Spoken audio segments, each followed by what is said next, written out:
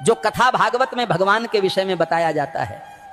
मैंने कहा वे झूठ बोलते हैं। अगर कोई इंसान बीमार होता है तो कहां जाएगा बोलो? राम मंदिर जाओगे या अस्पताल जाओगे? कहते हैं गाय का गोबर खाने से कैंसर ठीक होता है, तो बताओ भक्तों, इलाज के लिए विदेश क्यों जाते हो? समझो जरा। ये सब हम लोगों को भगवान के नाम पर गुमराह कर रखा है। और जब यही लोग कहते हैं धन दौलत त्याग कर भगवान की शरण में आ जाओ, और खुद कहीं पर भागवत कहने जाते हैं, लाखों रुपये लेते हैं। ये मायाजाल ही तो है। भगवान की शरण में जाने का मतलब ये थोड़ी है कि अपने शरीर का ध्यान छोड़ दो। जो शरीर भगवान ने दिया है उसकी सेवा भी तो ईश्वर सेवा है। जब बुखार आता है तब राम की जगह दवा ढूंढते हो। जब जीवन भर की परेशानी हो तब बाबा का झूठा गोबर इलाज क्यों बन जाता है? गाय पूज्य है, इसमें कोई दो राय नहीं, पर यह कहना कि गोबर खाने से कैंसर ठीक हो जाएगा, यह विज्ञान नहीं, धोखा है। जो कथावाचक कहते हैं धन दौलत छोड़ दो, भगवान की शरण में आ जाओ, वो खुद लाखों के हवाई सफर करते हैं, एसी पंडाल में रुकते हैं और पाटीदारों से लिफाफा लेते हैं। तो त्याग हमें क्यों सिखाते हो? तपस्या की राह हमें क्यों दिखाते हो, जब खुद तुमने उसका कोई अनुसरण नहीं किया? भगवान के नाम पर डर बेचकर जो अपने महल खड़े करते हैं वो संत नहीं, व्यापारी हैं। सच्ची भक्ति वो है जो आंखें खोलती है, ना कि आंखें बंद करवाती है। और आखिर में बात सीधी सी है, भगवान अंधविश्वास से नहीं, सच सेवा और विज्ञान से मिलते हैं। सीताराम सीताराम। भविष्य मालिका कहती है जब पाप बढ़ेगा तो समय न्याय करेगा और धर्म की असली परीक्षा शुरू होगी। 2032 से सत्य युग का आरंभ होगा, लेकिन उससे पहले पूरी धरती हिलेगी। प्यारे भक्तों, 2 सूरज दिखेंगे आकाश में, पर उनमें से एक सूरज नहीं, विनाश का दूत होगा। बंगाल की खाड़ी में गिरेगा अग्निपिंड और समंदर उठकर धरती को लील जाएगा।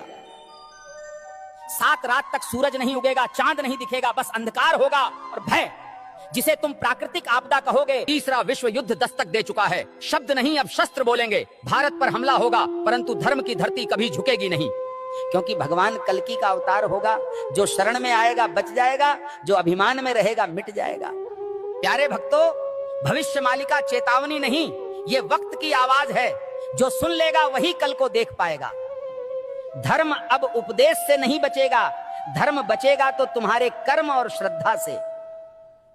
जो अब भी सो रहे हैं, समय उन्हें जगाएगा नहीं, बल्कि बहा देगा इतिहास की धूल में। अब भी समय है भक्तों, या तो धर्म के साथ खड़े हो जाओ या अधर्म के साथ डूब जाओ। कल सऊदी अरब में आयोजित मेरे सत्संग के दौरान एक भक्त ने मुझसे एक दुखद प्रश्न किया। भक्त ने प्रश्न किया, गुरुजी, क्या राखी बांधने से बड़ी बात यह नहीं कि हर औरत को बहन समझा जाए? अरे मूर्खों, राखी के धागे पर इज्जत की एक्टिंग करते हो और बाकी दिन उसी इज्जत को आंखों से नोचते हो।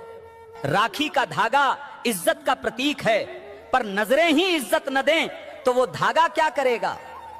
जो आज बहन कह रहे हैं, कल उसी जैसी स्त्री को घूरते हैं। यही विडंबना है। जिस दिन पुरुष की नजर नारी को सच में बहन समझने लगेगी, उस दिन हर बेटी, बहन, हर स्त्री सुरक्षित अनुभव करेगी। भाई कहे जाने से कोई बड़ा नहीं बनता, उसके विचारों और दृष्टिकोण में सम्मान हो, यही सच्ची मर्दानगी है। राखी की रस्म निभाना सरल है, पर नियत की सफाई असली परीक्षा है। हे प्रभु, जो स्त्री को देखकर गंदे ख्याल लाता है वो कभी भाई नहीं बन सकता। हर लड़की बहन जैसी लगे, ये सिर्फ कह देने से नहीं होता, जब तक मन से उसे बहन समझा न जाए। राखी कोई ताबीज नहीं है, ये चेतावनी है सोच को पवित्र करने की और नारी को नजर से नहीं सम्मान से देखने की।